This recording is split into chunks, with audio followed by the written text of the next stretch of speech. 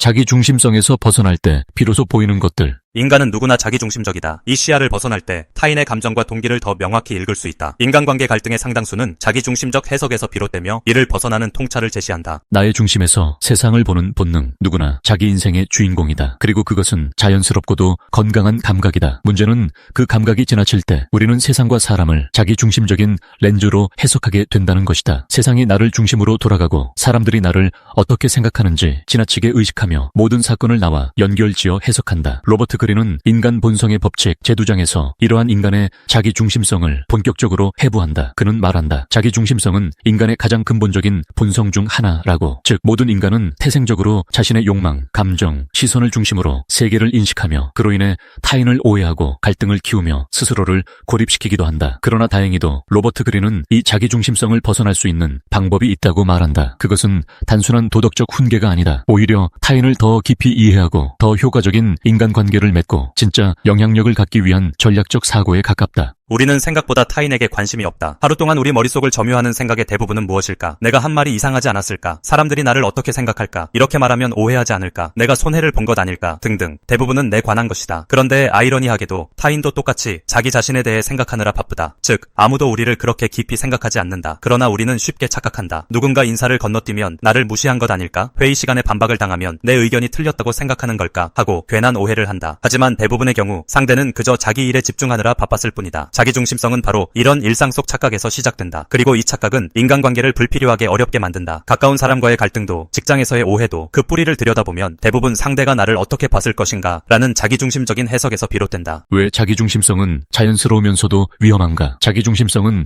진화적으로 형성된 생존 본능의 일환이다. 우리는 자신의 생존과 안녕을 보장받기 위해 끊임없이 자기 상태를 점검하며 살아왔다. 또한 타인의 시선을 의식함으로써 공동체에서 버림받지 않도록 스스로를 조절해왔다. 그러나 이 본능이 지나치면 현실을 객관적으로 바라보지 못하게 된다. 모든 사람과 상황을 나에게 어떤 영향을 미치는가로만 평가하게 되고 그 결과 오해와 편견이 눈덩이처럼 불어난다. 예를 들어 직장에서 상사가 인상을 찌푸리고 있으면 내가 무슨 실수했나 라고 생각한다. SNS에 글을 올렸는데 좋아요가 적으면 내가 재미없는 사람인가 라고 생각한다. 이처럼 외부 세계의 모든 요소가 나를 중심으로 돌아가는 것처럼 착각하게 되면 감정은 예민해지고 자존감은 쉽게 흔들린다. 자기중심성에서 벗어나는 연습, 타인의 시선을 빌려보기. 로버트 그린은 자기중심성에서 벗어나기 위한 방법으로 타인의 관점에서 바라보는 훈련을 강조한다. 이는 단순한 공감이나 배려 차원이 아니다. 오히려 전략적으로 타인의 욕구와 감정을 읽고 그에 맞게 행동함으로써 관계를 주도할 수 있는 능력을 말한다. 그는 말한다. 사람들은 자신의 욕망, 두려움, 상처에 사로잡혀 있기 때문에 타인의 내면을 잘 들여다보지 못한다. 그러나 당신이 그들보다 더 잘 그들을 이해할 수 있다면 당신은 영향력을 갖게 된다. 이 말은 곧 타인의 시선과 입장을 읽는 사람이 관계를 리드하는 위치에 설 수 있다는 뜻이다. 이는 감정에만 기대는 것이 아니라 관찰력, 분석력, 전략적 사고가 필요한 영역이다. 즉, 상대가 지금 저런 말을 하는 진짜 이유는 무엇일까? 이 사람의 감정 패턴은 어떠한가? 등을 읽어내는 기술이다. 이런 기술은 처음엔 낯설지만 꾸준히 연습하면 내면화된다. 대화 중에 나의 말보다 상대의 말에 집중하고 반응보다 관찰을 우선시하는 태도에서 시작된다. 타인의 욕망은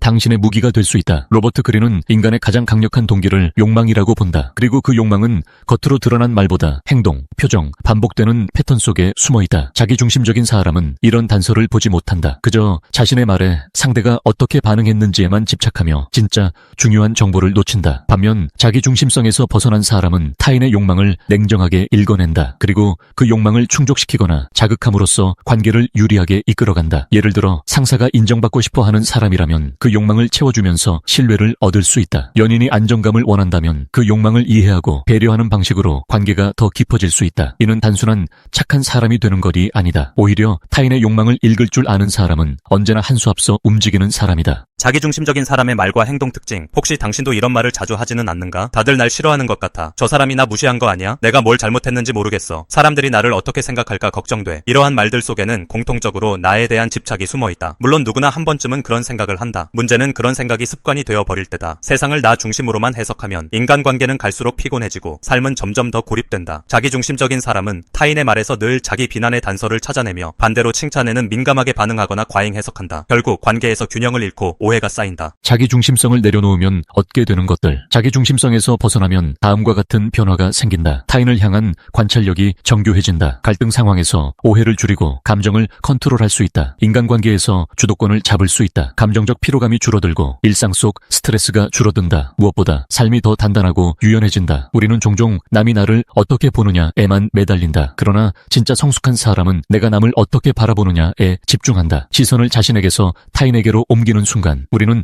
훨씬 더 넓고 풍요로운 세계를 보게 된다. 타인의 내면을 읽는 사람만이 영향력을 갖는다. 로버트 그린은 이렇게 말한다. 진정한 영향력은 타인을 통제하는 것이 아니라 타인을 이해하는 데서 온다. 이 말은 곧 자기중심성에서 벗어나야만 리더가 될 수 있다는 뜻이다. 타인의 감정, 욕망, 불안을 읽고 그것을 존중해주는 사람은 신뢰를 얻는다. 그런 사람은 타인을 움직이기 위해 큰 소리를 지르지 않아도 된다. 이해받고 있다는 감각을 주는 것만으로도 사람들은 그 사람 곁에 있고 싶어 하기 때문이다. 마무리 한마디. 세상의 중심에서 벗어나는 순간 진짜 세상이 보이기 시작한다. 자기중심성은 누구에게나 있다. 그것은 부끄러운 것도 나쁜 것도 아니다. 문제는 그 렌즈를 진실이라고 믿는 순간부터다. 타인의 마음은 의외로 단순하지만 동시에 섬세하게 다뤄야 한다. 그 마음을 제대로 읽기 위해서는 나라는 울타리에서 한 발짝 나와야 한다. 자기중심성에서 벗어나는 법은 단순하다. 덜 말하고, 더 듣는 것, 덜 해석하고, 더 관찰하는 것, 덜 의심하고, 더 이해하려는 것이다. 그리고 그 습관은 당신을 훨씬 더 단단하고 넓은 사람으로 만들어줄 것이다. 오늘의 실천 미션. 누군가와의 대화에서 나의 말보다 상대의 말에 집중해보자. 그 사람이 반복해서 말하는 단어나 강조하는 포인트는 무엇인가? 갈등이 생겼을 때 내가 어떻게 보였을까 보다 그 사람이 왜 그런 반응을 했을까를 먼저 생각해보자. SNS를 하며 좋아요 수에 일희일비하지 말고 스스로 만족하는 표현을 해보자. 그 감정은 바로 당신 자신이 만들어낸 것이다. 지금 나는 사람들이 밝혀내려 애써왔던 비밀을 누설하려는 게 아니다. 진정한 행복은 어디서 오는지 그걸 알려주려는 것도 아니다. 하지만 나는 진정한 행복을 결코 발견할 수 없는 곳이 어디인지 알고 있다. 그리고 행복이 있을 만한 곳들도 어렴풋이 알고 있다. 당신은 새 옷 또는 컴퓨터를 사려고 집을 나섰다. 당신은 그 돈으로 원하는 물건을 구입한다. 그리고 물건을 구입한 후 당신은 믿을 수 없을 정도로 만족스럽고 즐거울 것이다. 그럼 이 물건을 만든 사람도 당신과 같은 감정을 느꼈을까? 아니라고 확신한다. 당신의 즐겁고 신나는 감정은 당신 자신이 만들어낸 것이다. 이번에는 당신이 사랑에 빠졌다고 해보자. 이 역시 믿을 수 없을 정도로 놀라운 일이다. 당신은 연인을 만나러 갈 때 짜릿하고 행복한 감정을 느낄 것이다. 당신이 그 사람을 만날 때 그 감정은 사방으로 넘쳐흐른다. 당신이 연인과 함께 있기 때문에 그 혹은 그녀 역시 같은 감정을 뿜어내고 있기 때문이다. 과연 그럴까? 아니, 전혀 그렇지 않다. 그 모든 감정은 당신 스스로 만들어낸 것이다. 당신의 연인이 우주의 반대편 끝으로 간다 해도 당신은 여전히 그 감정을 지니고 있을 것이다. 당신은 오늘 해고됐다. 당신은 짐을 챙겨 참담한 기분으로 회사를 빠져나온다. 그 순간만큼은 자신이 무가치하고 한심한 존재처럼 느껴질 것이다. 그런데 당신이 느끼는 그러한 감정은 해고 때문일까? 아니다. 당신의 그 감정은 바로 당신 자신 속에 내재해 있을 뿐이다. 우리 모두는 날마다 넌 당장 해고야 라는 말을 들을지도 모른다는 불안감을 안고 직장으로 출근한다. 마찬가지로 이제는 진정한 내 반쪽을 만날 수 있을 거야 라는 기대를 가지고 또다시 새로운 사람을 만난다. 하지만 사랑에 빠진 감정도, 새로운 물건을 구입했을 때의 감정도, 해고다 했을 때의 감정도 영원히 지속되지 않는다.